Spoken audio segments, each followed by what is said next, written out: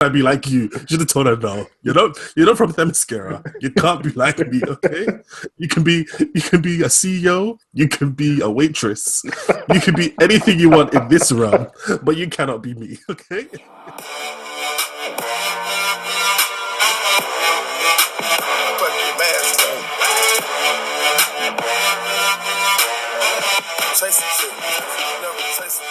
What's going on, people? Welcome back to another episode of The Mask. I am here, your host, Meds, and I am joined, I would say a special guest man, but you met him last time anyway, so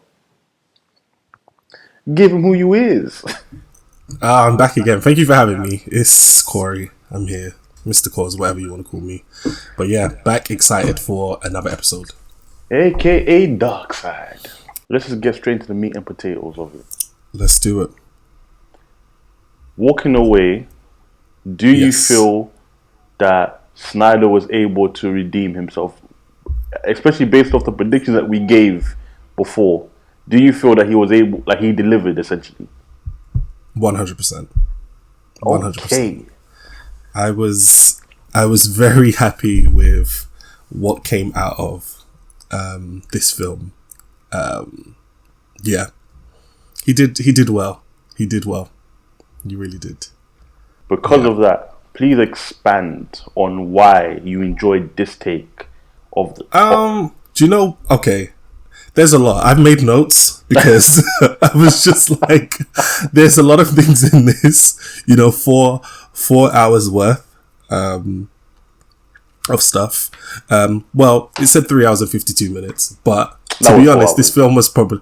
It was 4 hours, but, you know, this film was probably about 3 hours and a half. But the slow motion that Zack likes to use extends the film for about another 20 and 30 minutes. Because every other scene has slow-mo in it. You know, here's the funniest thing. Like, I didn't even want to get into it, but at a certain point, I was just asking myself, how much slow motion did this man put? Oh, listen...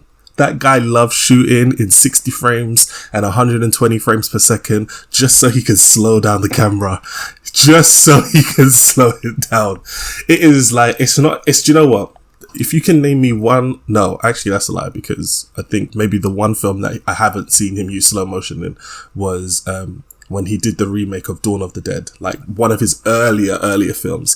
But once he started getting into his sci-fi realm, every film I really liked is that he gave this film time to breathe, right? There were certain like scenes that were happening where he just took a bit more time with it, which is what I appreciated.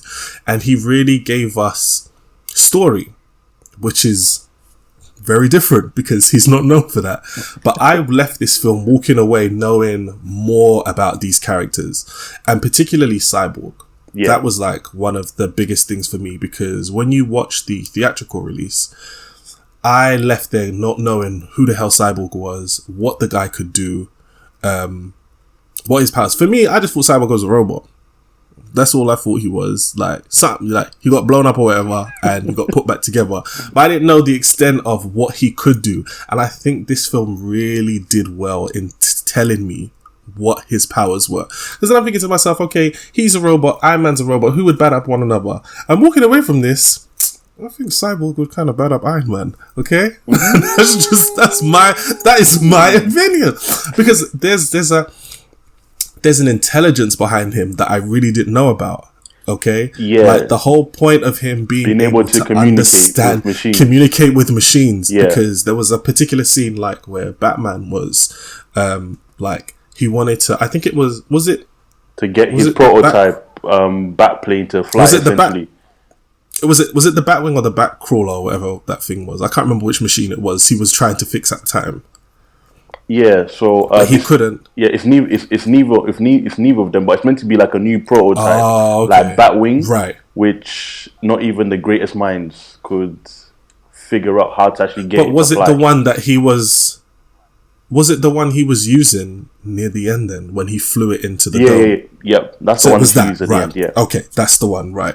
So him not knowing anything, and then Cyborg's like, "Oh, is talking to me, I can understand. And then he was the one that was able to fix it. Like, I didn't realize all of that. And then obviously they showed the scene where he's like, where they give kind of the backstory of him being able to like manipulate the financial systems. Yeah. And, you know, give money. Like, all of that I didn't know.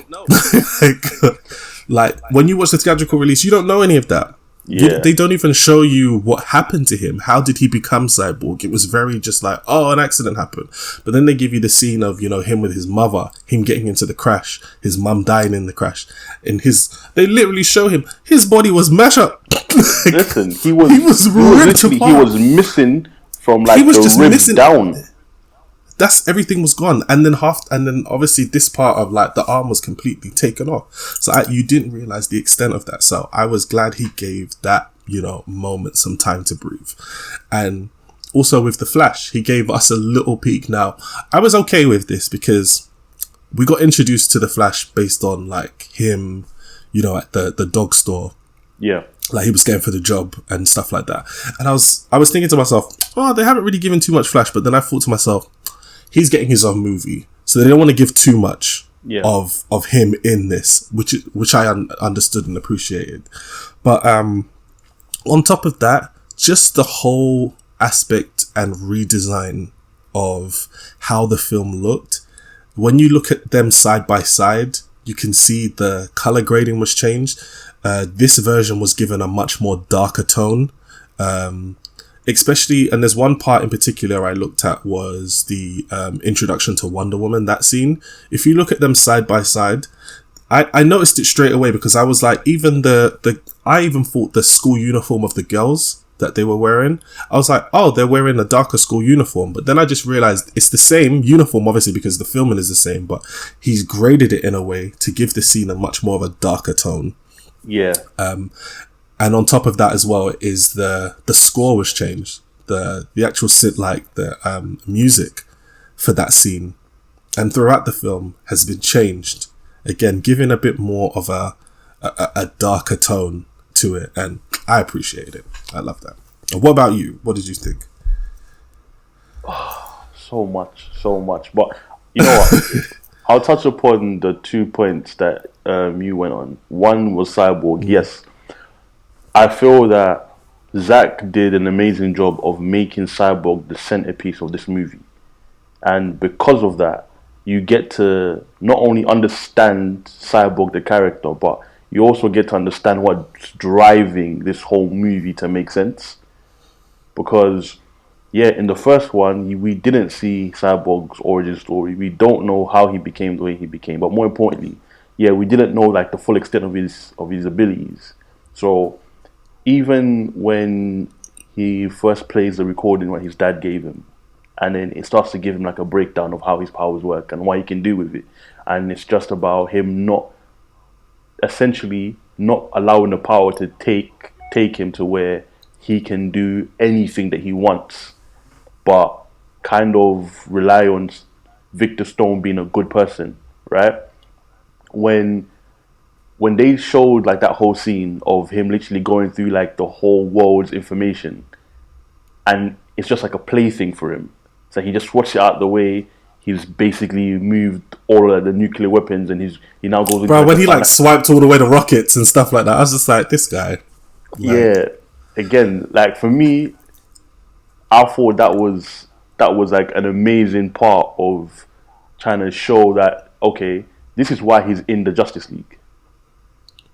Because if you've never seen Cyborg, and anyone that has seen Cyborg, you'll only know him from like the Teen Titans stuff and the cartoons. That's all I knew him from. Exactly. So you just know him as Booyah, but you don't really see how that's gonna really fit into like people like Superman, Batman, Wonder Woman, Flash, Aquaman, like heavy hitters in the DC universe. So yeah, I think like they did such an amazing job in making him an integral part of the team.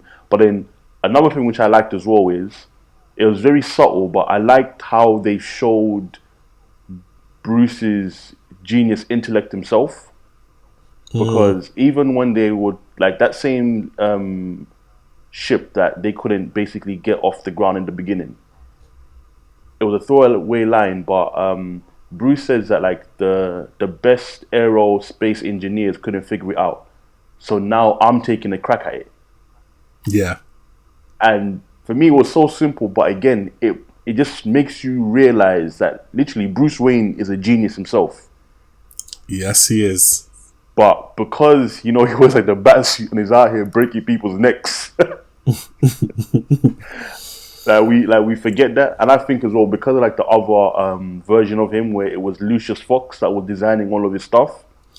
That was one thing I wanted to raise with you, because again, I'm more of the casual fan, and I always come to you because you know the inside out. And that's one thing I always wondered, is they've put him as more of an intelligent guy that is crafting all this stuff, and they've also pushed Alfred in that position, whereas when you look at like Christopher Nolan's version of it, Alfred is simply the butler, and that is it. Like, is tea ready? I'm gonna bring you tea. All of that, Master Wayne, all of that. But Alfred is building things, and normally that is something that is given to Lucius Fox, is who would build that stuff. So yeah, that was a bit different for me. No, to be fair, like within different versions of Batman, like Alfred's role was always kind of changed. He's either been the person that has been helping Bruce build it, or the one that kind of gives Bruce an idea just through a normal conversation, and then Bruce would go away and build it. But yeah, I liked how they've made Alfred an integral part of the process, where it makes sense to be like, if you're literally gonna be this man's butler and help him with his secret identity, but yet all you do is make tea. I do like this Alfred. I do like this version of Alfred, though. Yeah. Yeah, like Michael Caine was a legend in him. I blow the freaking doors off, but he did nothing. All he did was just cry in that, man. I buried your family, Master Wayne. I will not bury you. No, I do like this version. It was good. Yeah, so but yeah, those are like just in the beginning, like the small little differences. But you know what? Do you know when I realized that this movie was actually going to be good? Like when I realized that this is I hope it's the same scene that I got. But go ahead. For me, it was the Wonder Woman scene. I said it the same. As soon as that scene started, I said, "Oh my gosh!" I said, "We're getting a new movie. This is a new take." I got so excited. Yeah, I got so excited. Listen, she was on all the smoke. He gets it. He gets it. Like for me, still, I haven't seen Wonder Woman 1984. I haven't seen it yet, right? And the first thing I did is after I watched it, I went to my brother and I asked him. I said, does she fight like this in 1984? He said, nope. He said, there's nothing like this. And I said, from when she came in, like pretty much it was all the same. And like I said, the way that scene built, it was so different. Like the mood changed, and they did like this panning shot of like Tower Bridge, and then it had the Superman like banner across it, and then they went it kind of went into that scene, so you could see like certain clips that were used from the original release. Yeah.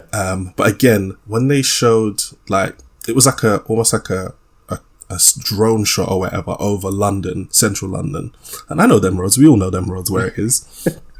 And, you have to cross Tower Bridge, and then you're in that district, that little financial district over there. And then it was immediately you could tell, because as I said too before, the color grading, it was a darker scene. And when the guy stepped out of the van and they walked in and shot, and then even the music as they were going up the stairs, if you watch the theatrical version, the music is completely different. And it's a lot brighter. So even when they're walking in there, they're shooting off the guns, and then the papers are dropping, and they're walking through the corridors as everyone's running around. Like that whole scene just was different. Yeah, you know what? It just felt different. It's funny you should mention that, because on the original one, it had like a very weird, like like the Christopher Reeves Superman kind of instrumental was there, basically shooting people. To it, yes. It was, but it's just like it was very different. Yeah. I knew it was different when they shot the guy like right there on the road. And I just saw like his brains. I was like, yeah. This is I mean, that was one thing I noticed that was different as well. they were showing blood and stuff like that, and this, and I was like, okay, so we're getting into, a little bit. I mean, they didn't overdo it. It was like that scene, but obviously when they're in there, they're setting up the bomb and whatever. And again, it was just giving a bit more time to breathe with the scene, because they showed, these guys coming and doing what they want, but then they cut to the part where you see all the police officers outside, and then you even saw, what's his name? I forget his name. He's like I feel bad, I can't remember his name, but he's like a famous British actor, the black guy. I just remember him from Desmond's, exactly. But he's like, it's bad that we can't remember his name, but he was in Desmond's, but he's always in like in stuff. And I was like, his scene was just completely cut, but you see, them out there, and then, bruh, as soon as she burst through that door, I was just like, okay.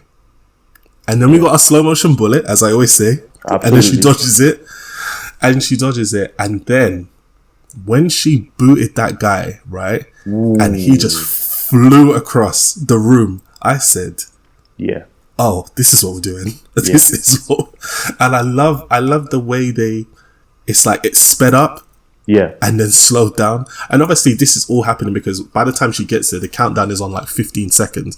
So she's got pretty much like 10 seconds to get this bomb out. So the way she did that. But the scene where I jumped, right, is when he started shooting the bullets at her, and then my guy was doing this. When she started doing that. When she started, I've never seen that. You know what? Yeah, because the funniest thing is, it's like, like in the original version, right? What we got, he shoots like the kids, and but it's done so quick. Then she comes and does like the whole blocking thing, and then it's basically over. But in this one, he first shoots at her. That fails. Exactly. That fails, and then it's like he just says, "You know what? Yeah, forget it. I've lost my bomb. I'm just gonna kill these kids. I'm just gonna kill all these kids." But the funniest thing is that fight reminded me very much of. Do you remember in Man of Steel when is it Feora is fighting the military? And she literally she just speeds blitzes, do 5 or 6 of them. Yes. That's what the Wonder Woman fight was, but it was better because it combined like the speed blitz, but then like with the slow motion parts. The slow motion at the same part, because when she took them all out, like that first guy that was trying to, he shot her and she did this thing and like swept the guy, and then he flew into the back wall and then like punched the other one, and then he flew all the way to the back of the room and then literally badded everyone. Then they redesigned that whole scene as well where she takes the bomb, because in this she jumps all the way out of the building and then throws it up. Yeah. Whereas the other one, she jumped into like the roof and then managed to throw it up and it blew up like that. So that was completely different. Those two scenes were done. Yeah. And then obviously when he's done now, the guy's like, all right, I'm going to shoot the kids. And then he shoots that first bullet and she blocks it. And then he's like, all right, let me use the auto trigger then. And then he's just like, all right. And then she just sweeps across. And I was just like, this is dope.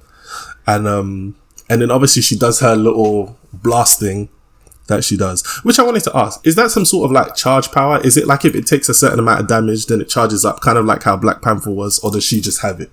No, because she just seems to have it. And it's just like whenever she wants to use it, essentially. But she could just use it. Yeah, but I think because of its nature, because I think it's so destructive, she doesn't really do it unless like she really has to. She really has to do it. Okay, I thought it was kind of like, like when in Black Panther when he got his new suit, and then it was like when it takes damage, like the kinetic energy.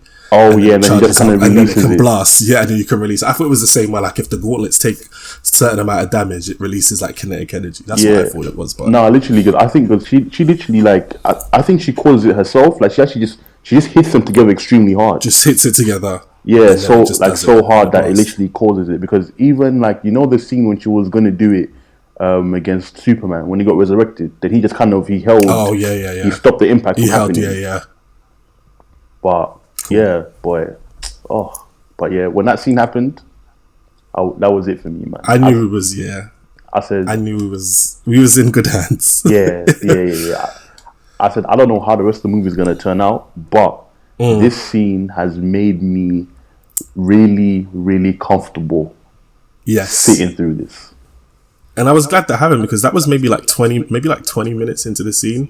Oh, and one thing we forgot to even talk about was the complete redesign of the beginning, which I was very happy about. Because that was the one thing we complained about in the last video was... I think the thing which I did like about this opening was, it just kind of set all the pieces, like you said. But I think my biggest takeaway, this isn't even to do like with the opening, it's just to do with the film. They finally explained the mother boxes. Exactly. Because I had no clue what they were.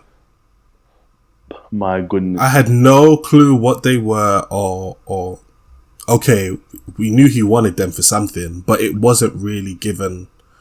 We didn't really get the full extent of what the power of these things do once you get them, and why there was this big urge. You know, why there was 3 of them, who had them, and why they had them. There was none of that, and I think this film gave us a bit more.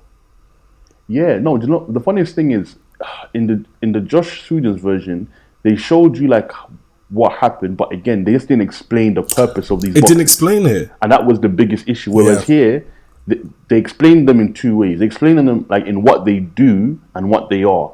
So we understand that essentially they terraform a planet, but the difference is they enslave it to the will of whoever's controlling the mother box, which in the case was going to be Darkseid, which fits perfectly into his entire MO, which is a new god that wants to have total domination over the entire universe. And then, like, skipping forward, when Cyborg basically gave the Justice League the breakdown of what the boxes actually do, and essentially it's just like all matter cannot be destroyed, it can only be converted to one state to the other. So the mother boxes though can reverse that. So they can literally take, in the example he gave, you can burn a house, it turns into ash and smoke, but it still has the same house particles within the ash and smoke. The mother boxes can take the ash and smoke and revert it back into the original house. And I was just like, that's a perfect example.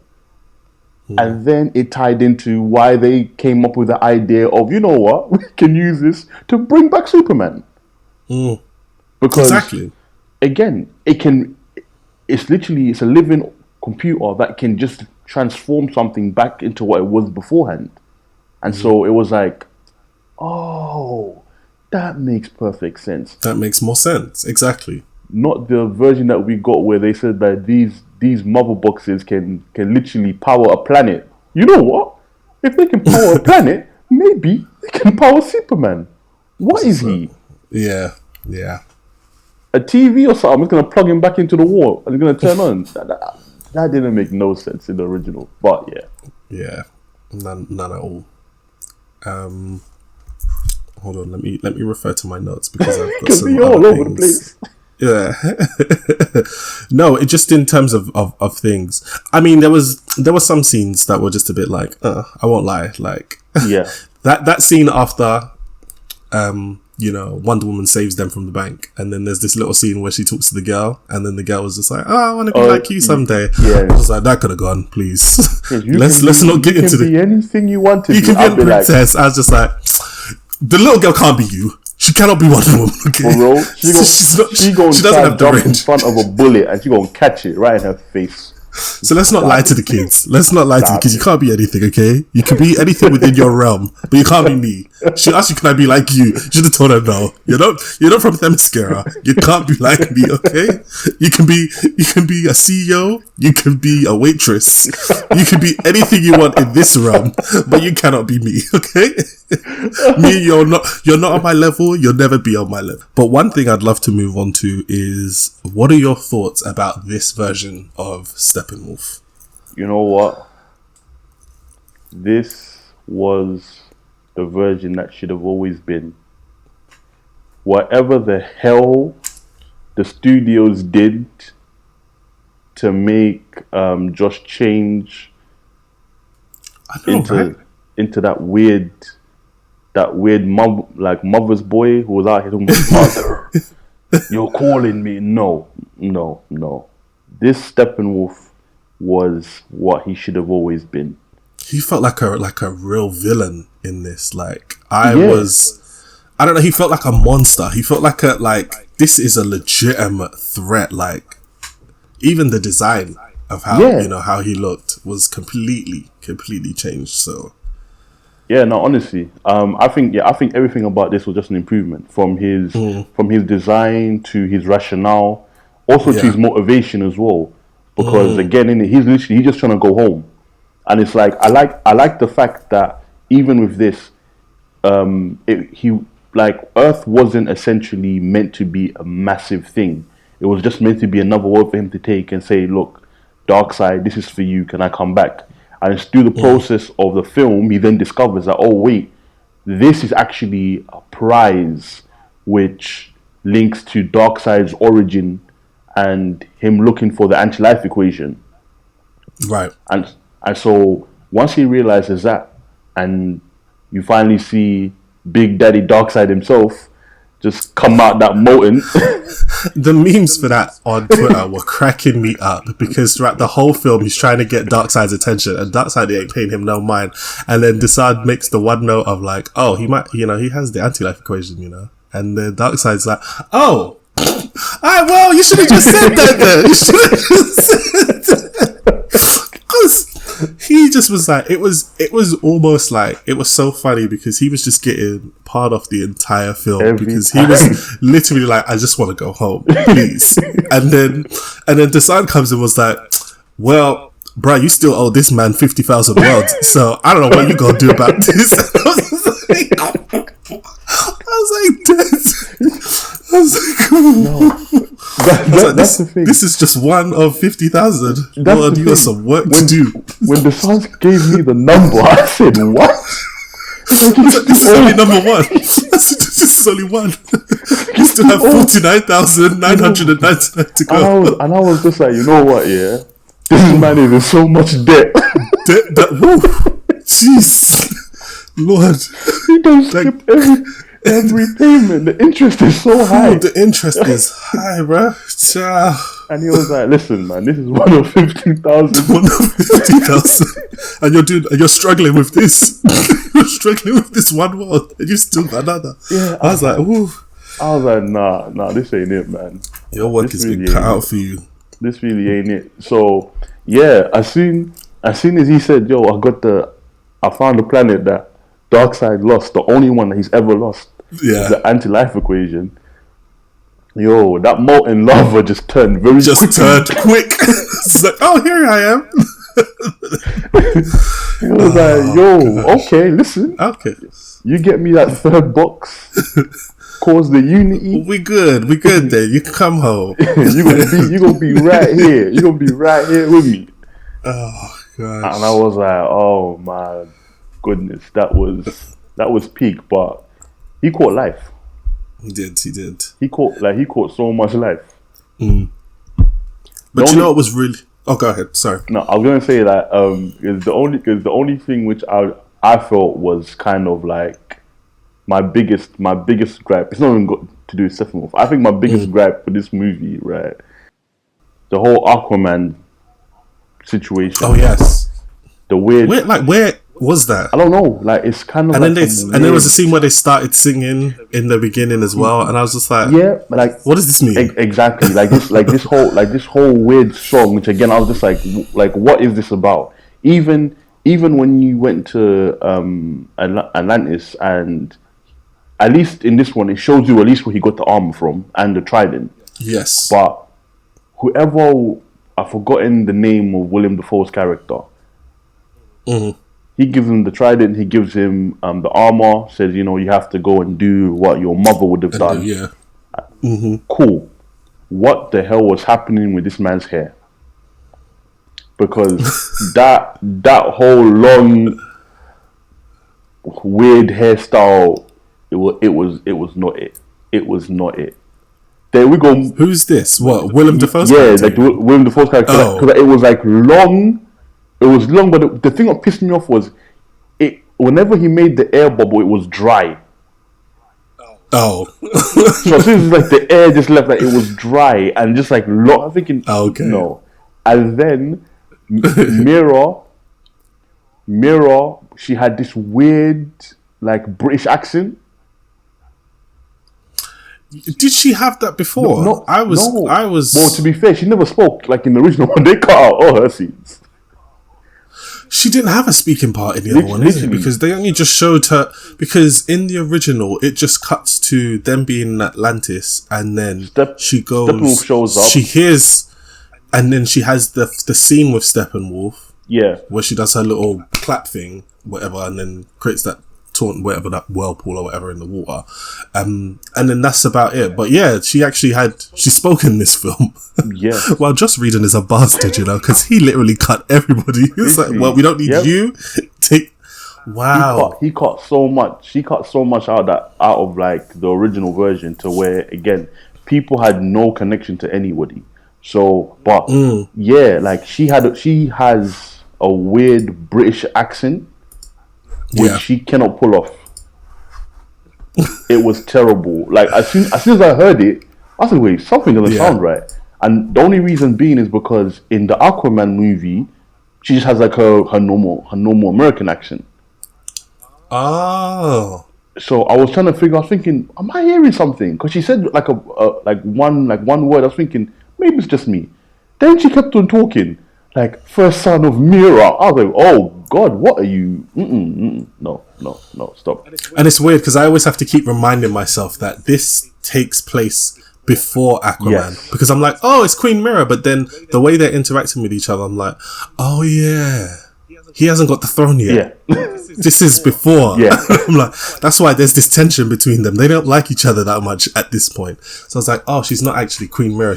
We know her as she's just the commander at this point. So, but speaking of that scene as well, I liked how they built that up. And one thing as well I noticed was a power that she had, which was some sort of like blood bending thing. Yeah. Which I've never seen before. Well, so the thing is, Mira's ability, it's hydrokinesis, so she can essentially control all moisture.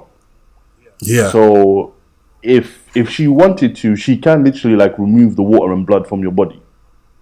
Right, because that's what she started doing, and I think that's when Steppenwolf realized, oh, you're trying to kill me, and that's because when he was choking her, and then he said something to her, like, that she was trying to escape, and then she says, I'm not trying to, and then she starts to pull the water out from him, and then you start to see the blood coming out as well, and he was like, no, dash down, literally. And then dashes that into the floor, and I was just like, okay, but I wasn't, and I thought that was good, at least showing a bit more range of what she can actually do, because again for me it was just like, oh, in the original she just does that whirlpool and then literally gets dashed down. I was just like, oh, well, a bit useless. I know, innit? Like why are you here? I'm just like, you're in your element, this is your playground, you're in the water, you must be able to do more than this. So I was happy with that scene, giving her a bit more of her character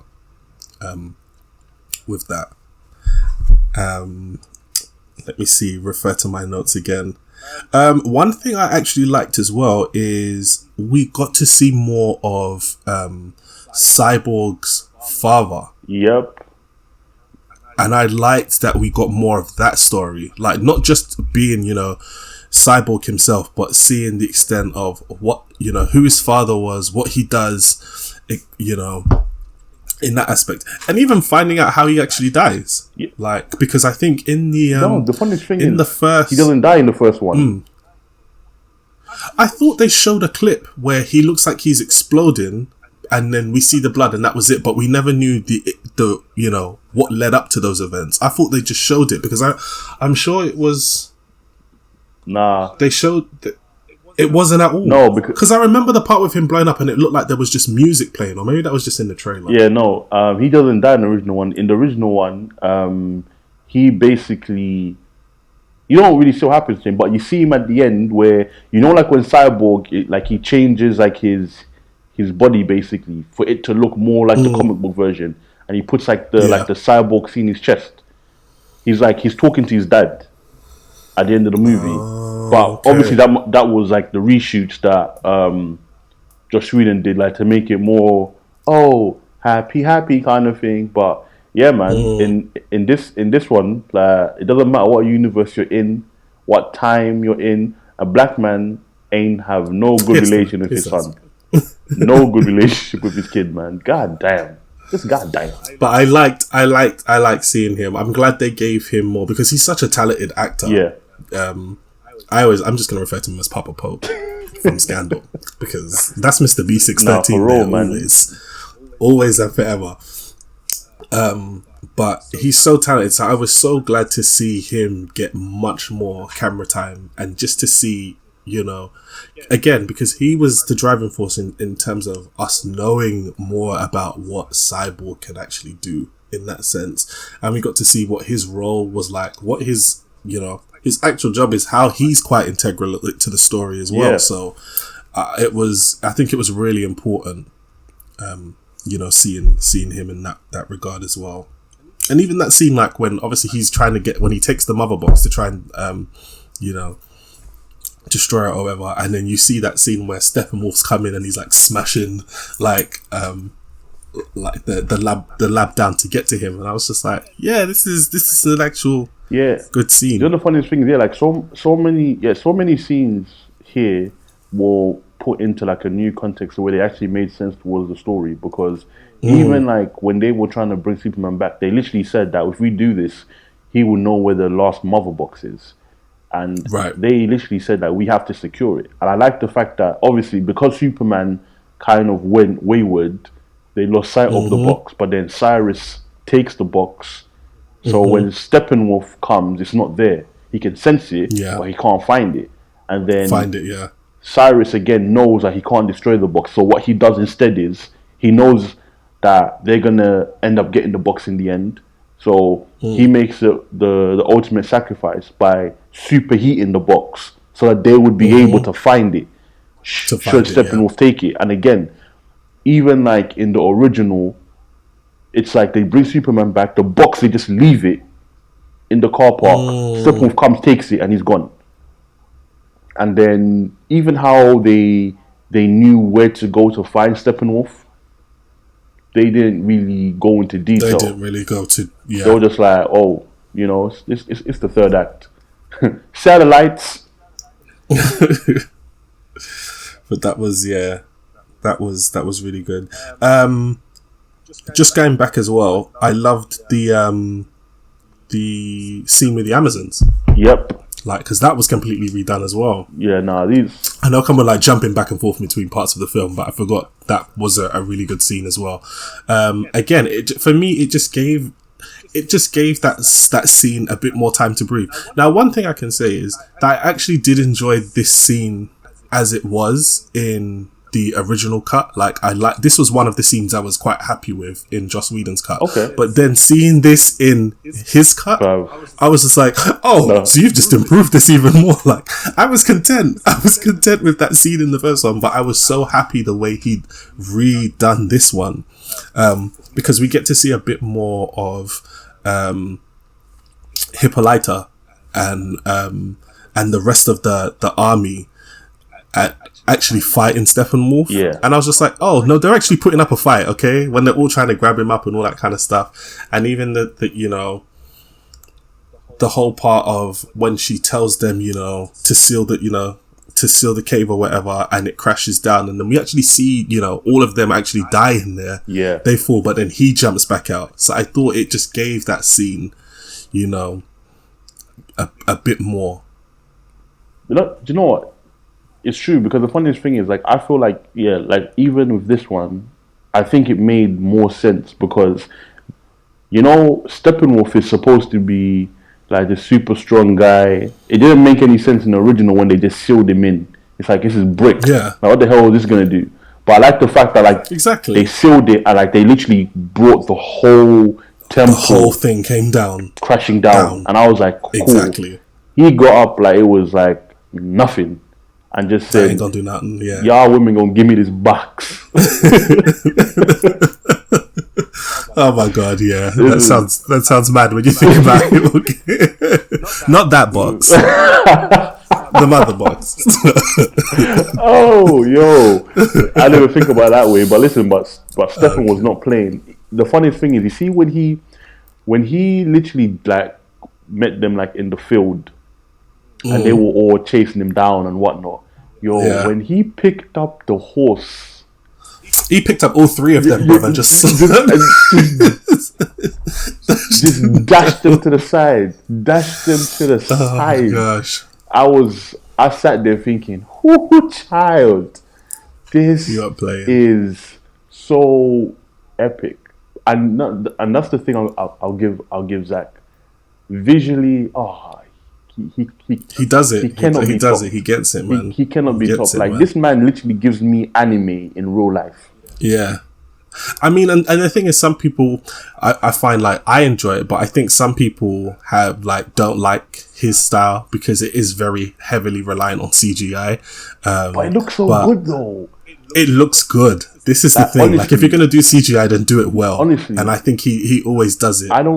He gets it right. I don't think I've seen anybody that can make CGI look as realistic, but yet at the same time, as he does, as over the top as Zack. Like, there's not one movie I can think of where like a fight scene is as dynamic, as impactful, but also as gritty as Zack Snyder's. And that's the thing. So, man, all 10s. He does, all 10s, man. Yeah, he does it. Moving along then, I guess. So, the team, I guess, all comes together. We get at that initial fight scene where I think they first collaborate. They all come together and they go after Steppenwolf to save Cyborg's dad, because he's been captured, and we actually get to see his dad actually get taken by the parademons and then put in. So again, they give us a bit more information as like, how he actually got there, and they give us more of that scene in there. And in there, I was quite happy because we got to see a bit more of Flash. Yep. His character and kind of his ability. Like, I think the parademons were trying to shoot him and he was just doing these quick like zips, and it was so funny. Like, his power, he gave that parademon the gentlest push, right? But it was just the speed, and he just flew like. So that just gives you the extent of like what he's capable of doing when he's not even trying. So it's like, can you imagine if he actually tries to punch you with the speed? Like, you gonna feel it. And you know what? Okay. And I think that's the thing which they also made very clear. Like, in terms of his power is actually quite dangerous, and like, even he has to be like, even when you see him use it, when he interacts with the world, he literally is so careful because he can literally break anything. So even like the two scenes that come to mind, yes, when he touched the paradigm, it's like the lightest push, but in reality, it was like a bullet hit the wall. When we first see him and like he goes for his interview at the pet store, and like when he literally just did like a simple turn, shoes burn off. His shoes just burnt off already. they just tore to shreds. Even just how like he lightly touched the grass, and even that, and it just smashed. It's just like it not only smashes, like it looked like it melted and then exploded. It's almost like liquid, like the way it went, his like finger went through. And then even like when he's basically like when he's catching Iris, and he has to like touch every part of her so slowly.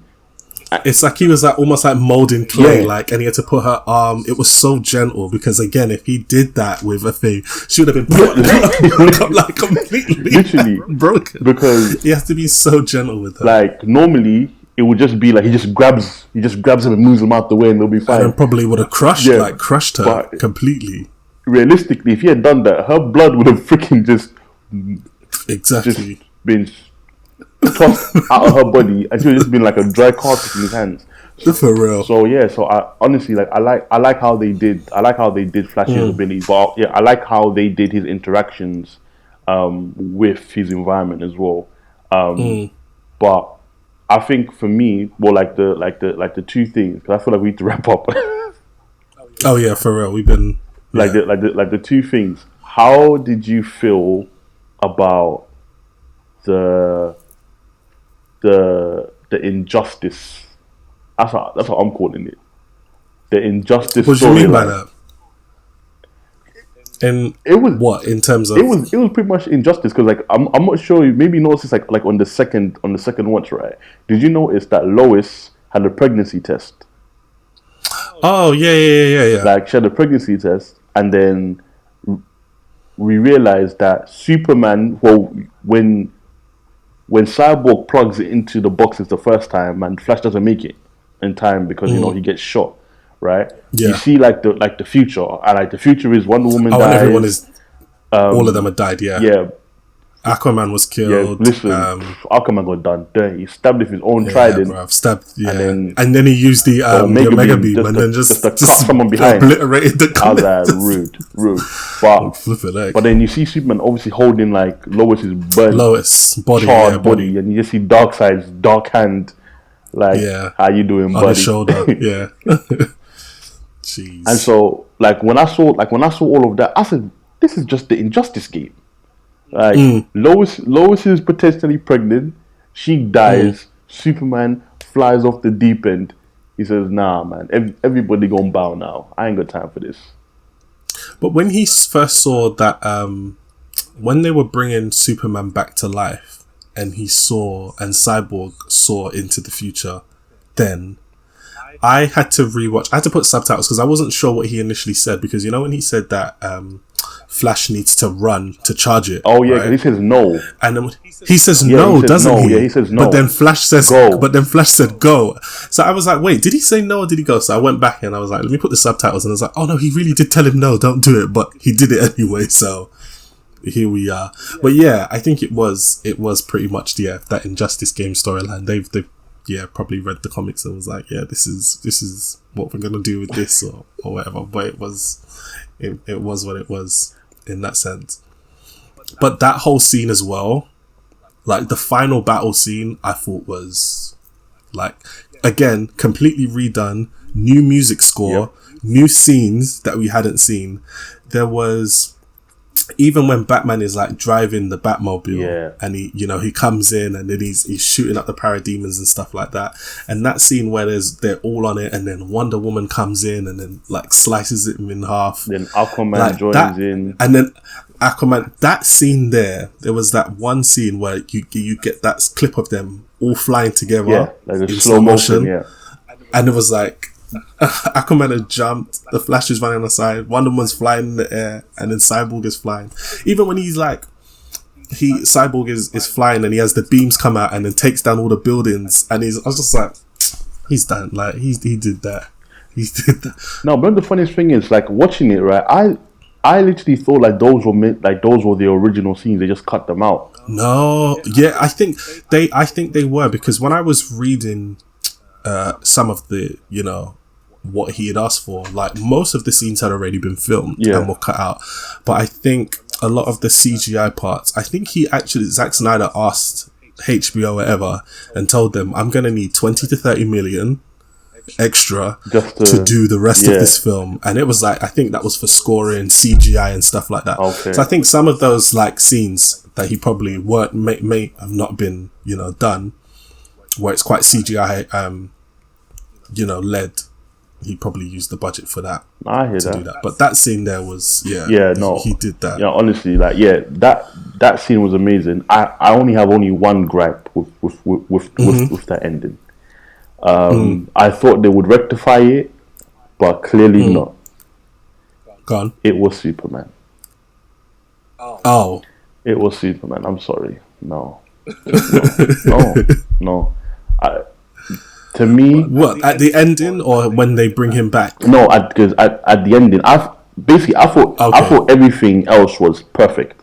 I felt the ending with Superman just kind of ruined it in terms of him just coming and just batting. Yeah, like literally, like the funniest thing is this version was even worse than the original. Because in the original, as cheesy as it was, you know, he came and said, it's like, what do you know about truth? And it's like, I like me some truth. I like me some justice. And, you know, like, they have, like, their fight. But it's mostly done based off the fact that, like, he's faster than Steppenwolf. Yeah. So it's like, they could potentially be on the same level strength-wise, but speed-wise, he's just faster than him. So he just keeps on dodging him and just hitting him. So Steppenwolf can't catch him. So I'm like, okay, cool. In this one, it wasn't that. This one, he was not on levels in any... Bruh, when he did the axe, and it just didn't even touch him. And the man just blew on it, and then it just disintegrated. I was like, wait, what? At first, I thought he caught the axe the same way like how Aquaman caught the axe when he was about to hit bruv. Didn't even Mirror. penetrate. It literally it just hit him on the chest. And just stood there. And it's just like, I'm not impressed. I said disrespect. Then he just... Maybe it was the black suit. It was I'm the black telling suit. you, that black don't crack, baby. The black don't crack, literally. The black don't crack. Because, he just... Yeah, I was just like, bruh, like, had Superman been alive, this film would have been a lot shorter because you could have just done with him in the first act. Like, honestly, and they made him invincible. And I feel again, I think that's the like the problem with making Superman the same as his comic book counterpart. Whereas I think that's the one thing which Marvel learned. They depowered a lot of their characters all the way down. To make them, So at least you can kind of tell a story to where they can't do everything what they're normally capable of in the comic books. But as well, it makes sense in why like there's a team, because it comes to certain threats, it just makes sense to why you're going to team up. It makes sense. Whereas in this, if Superman is alive and if he's on the planet, we do not need the Justice League. He would take care of everything. You might need Cyborg to get you some information and say, hey, listen, Supes, they're coming from over here. But do you think then this is them? Like, this is me just trying to think on the other side. Like, do you think then if they make Superman this powerful against Steppenwolf, then we assume like Superman is this ultimate great powerful being that when he finally comes up against Darkseid and there's a struggle, that really then demonstrates how powerful Darkseid is. So do you think it's done in that way to make Darkseid look even stronger? Because we're like, alright, well, you know. Well, to be fair, Darkseid is literally physically stronger than Superman. He's stronger and he's faster. So the thing is, if they've made Superman this strong, where essentially nothing can really kill him, for Darkseid now to come, I need Darkseid to throw the moon at him, because you've raised like the stakes so high, like so high, that if Darkseid is not punching him into orbit, I'll be sitting there thinking to myself, nah, this ain't it. Like, this ain't it. Because the funniest thing is, so you know when in BVS, like when they brought like the fake Doomsday, to me, I thought Steppenwolf was like on Doomsday's level, right? In what we had seen so far in him fighting. So to see Superman come back and just be like, nah, bruh, nah, that ain't it. I was like, interesting, because Doomsday was out here giving you a good run for your money. Last time I checked, he died. And Steppenwolf to me was like Doomsday level, because he was tanking everything and everyone. Right. Joint fights from Cyborg, Aquaman, like and to try and take him down. And Wonder Woman, and nothing stopped him at all. So and then Superman comes and is just like disrespectful. Light work. This man didn't. Yeah. He didn't even need to put on the suit for him, man. He could have come like with his trousers and just bare shirt. For real. Slapped him. He could have come straight from straight from work as Clark Kent and still battered him up. But again, I don't know. Maybe it was just to show the disparity in power, maybe between Darkseid and Steppenwolf, then to show that alright, you may have done Steppenwolf like this, but no, when it comes to me, there's no games. There's no games to be played. No. With that. So now I agree with you. Like, definitely, if we ever got a part two to this, right? If they said, you know what, let's finish off Zack Snyder's vision and give him the part two that he wants, cool, go do your thing. If Darkseid comes, everybody's just getting wrecked. It's as simple as that. Necks are getting snapped instantly. I know for a fact Mira is getting Omega beamed through her face.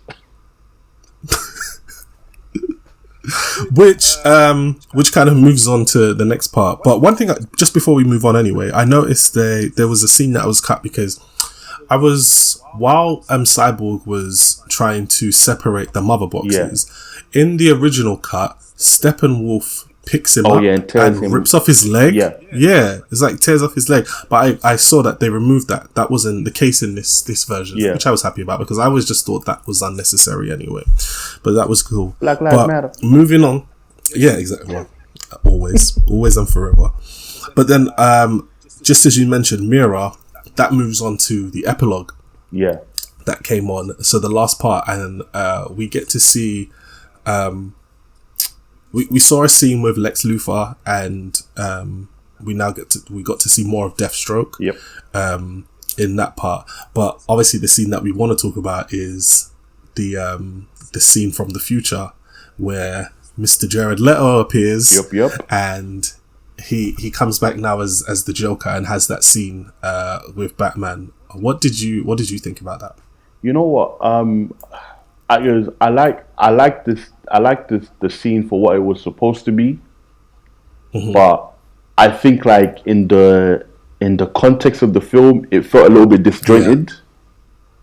Yeah, because it was right. It was it was right at the end, and the reason why I felt a little bit disjointed was because we just saw Flash run back in time and fix something had gone wrong. What would have made more sense to me, anyway, which was an amazing scene, by the way, as well. Yeah, talk about that, but I think what would have made more sense would be if he messed up, and when Cyborg goes into the quote unquote mother boxes, he sees that vision.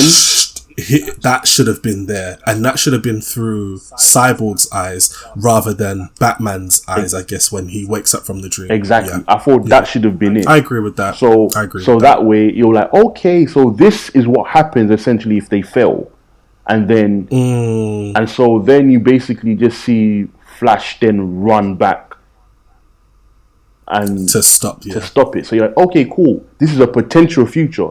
Should Darkseid come through, this is what's going to happen. Okay, cool. But it happened when they had solved everything, but then it was still this weird Darkseid future where it was a little bit it was a little bit jarring, only because as well, if like you mentioned before, when you see Lex Luthor and Deathstroke, right? And Lex Luthor tells Deathstroke like the piece of information, like, guess who Batman is, right? Yeah. Automatically, that kind of makes the viewer think, oh, in the Batman standalone movie, it's a Deathstroke. It's them two. And Batman clash. But it's then followed by a future where, oh, no, we're friends. Where they're working together. Yeah, like, we're friends. Like, working together. Like, whatever happens, don't worry, we get over it. Look, I got a mohawk now. We're good.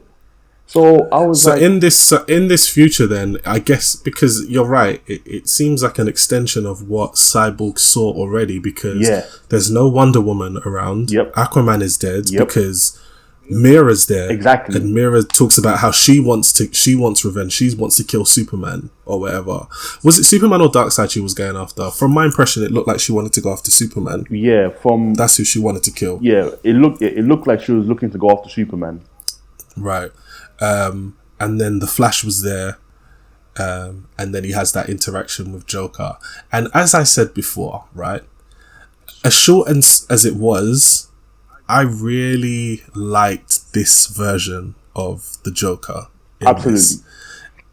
And as I said previously, as much as everyone hated Jared Leto as the Joker in Suicide Squad, I said, you just have to give him the right content. And sometimes it's not even the actor, it's just the film and maybe who's directing it was the issue for him. Because this Joker in Zack Snyder's universe makes perfect was sense. so much better.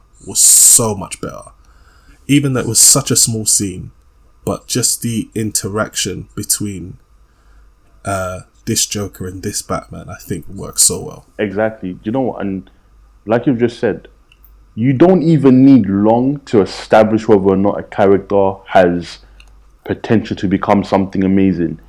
We saw Jared Leto's Joker for less than 3 minutes. And already I was like, I want to see this.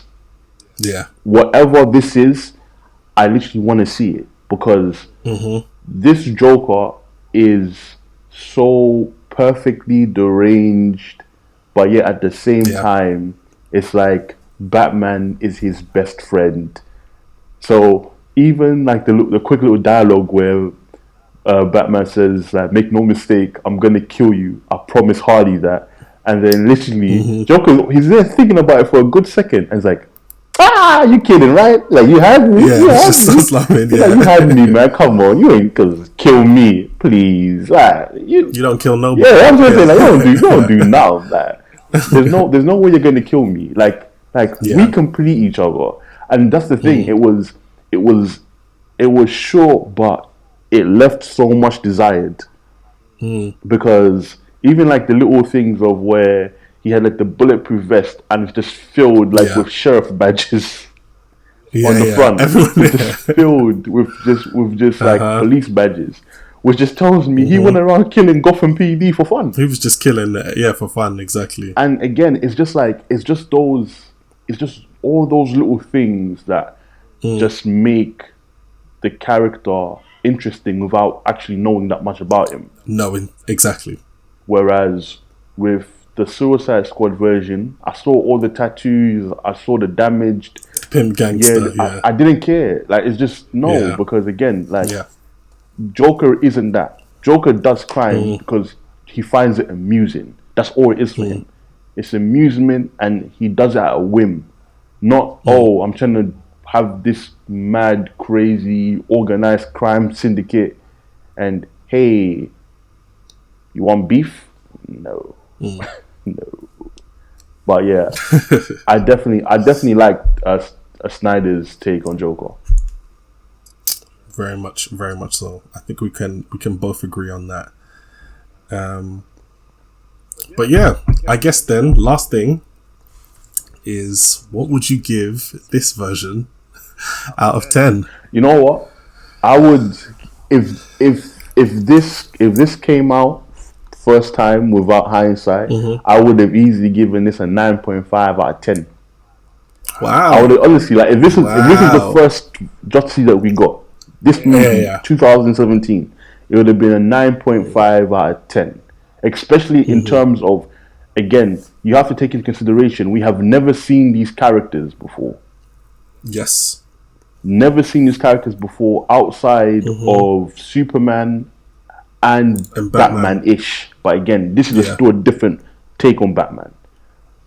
This movie introduces all of them and gives you enough to where you kind of understand where they're all coming from, but it leaves you wanting to know more about the characters. More, absolutely. So, based off that, we're giving it a 9.5 out of 10.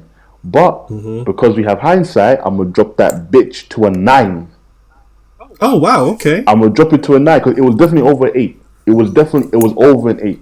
It was over an 8. And like I said, it was 4 hours long. It didn't even feel like 4 hours to me. It didn't, yeah. It's weird you said that, because mine was an 8.5. I was going to give this. Okay. Yeah. Which is still, I think is still good, but I think again, it's because I kind of knew things that were happening, but I definitely like the way this story was told, and we got, as you said, we got to know more of these characters, what these characters can do, who they are, you know, what are their intentions, why they're doing what they're doing, and I think he really told that story well. And like I said, it felt like a different film. It didn't feel like I was watching the same film, even though I kind of knew obviously the theme of it, but it was nice to see other elements, like the introduction of Darkseid on who he was. Yeah. I thought that was very good. Even when, Wonder Woman tells the story where she goes to find, the information about him and things like that. I think it was very strong. Is this the best DC movie we have? I would say that not excluding the. I'm not talking about every DC film, like including like Dark Knight and all them. No, yeah, you just mean like in terms of like this new phase, this new phase of DC movie. Is this the best one? In this new phase, I would have to say that for me, it is the best DC film. It is the best DC film only because from start to finish, it was strong. If we exclude like the future thing, the injustice part, but from start to finish, this film overall was for me everything that I wished DC and Snyder were able to create, in the sense of where, again, Snyder said it best, like in his interview. He said that Marvel was able to create light-hearted family movies with a heart, which they did fantastically. He was trying to go more for a mythological approach. And this film to me felt like a mythological story just put into modern times. So yeah, in my opinion, I would say that it's the best DCE movie. But there's still certain bits for me which I definitely would have changed. Like, I feel the brightness and like the vibe in certain parts, they need to be there. Like Atlantis, I keep on coming back to this. Atlantis just looked like sewage. I'm sorry. It looked really dark, didn't it? That was the only thing. It looked terrible. Like and it's supposed to be quite a how am I going to say this? It's supposed to look like The Little Mermaid. It's supposed to look nice and glamorous, but it does look a bit sewagey. Yeah, especially when you compare it to James. How Aquaman is shot, James Wan's version. James Wan's version, it's so vibrant and it's alive. Whereas it's like a paradise under there. Yeah, exactly. But the thing about it is, like, you have like the olden parts, which are like old statues and like kind of like from like the Greek era, but then you have like the more modern Atlantean versions, essentially, where I feel like Zack Snyder's is only stuck on the dark side. The old architecture where everything just looks like a shit show. So you change that, and you get rid of those terrible British accents, then you're alright. But that's how I feel. How about you? Like, for you, where does this movie sit in the DCEU? I think it's definitely the best one that we've got. I think it touches on all of the aspects that I really liked of it. So yeah, I would gladly put it up as the top. It gave me what I wanted. Okay. I would have given this film a 9, but it's getting an 8.5 because it was in that 4:3. Why the hell was it not 16:9? Why did I not get a full? I was watching it and I said, "You're right." I was like, "Why is there two big black borders on the side of my film?" And I went to my brother and he came in like as it was starting. I was like, "Is the film going to stay like this forever?" I thought it was just for the introduction. I thought, when the film starts, it's going to expand out nicely. They told me it's 4:3 for the whole film. I said, "Ciao." I said no. That was my gripe with it. It was just, I wished we got a fuller screen, because I think some of those like big cinematic moments would have just looked perfect on a bigger screen. But it's Zack Snyder's vision, so we'll give it that anyway. Nah, that's true. Yeah. I won't even lie. You're making me rethink. Nah, I'm gonna stick with my 9. Because I thought he did like quite he did good. That's just me being picky. Yeah, he did a good job. 8.5. Yeah, because 8.5 for you, 9 for me. Martian Manhunter, you were a piece of shit. That's my That's my closing statement. Martian Manhunter, you were a waste, my guy. A pure waste. Oh, Out here man. going to give fucking Martha Kent, no, not Martha Kent, Lois Lane pep talks and shit. But yet when And then he come out, yeah. but then the whole world's going to hell, he just out here doing nothing. But you know what? He wasn't really needed in this. And I think, well, if we do get that, you know, that next movie, I think he's going to be an integral part in that battle against Darkseid. So we'll leave him for there. Nah, fair enough. Fair enough. All right, you know what? On that note, we're going to bring it to a close. That was our review of... Longer than expected. Much longer than expected. We got it. but that was our review on the Snyder Cut. It was a 4-hour film, so we needed... Honestly, it was a 4-hour film. We needed more time to review. It was a 4-hour film. There's a lot to review. And there's so much that we missed out. Exactly. So, there you go. But, yeah, because we enjoyed it. Zack, I hope that the numbers that are coming through will allow them to give you a second chance and finish what you started. But if you don't, at least like you've left like if your legacy intact. Absolutely. Completely agree. Cool. All right, guys. Until next time, please like, comment, share, subscribe. Peace, y'all.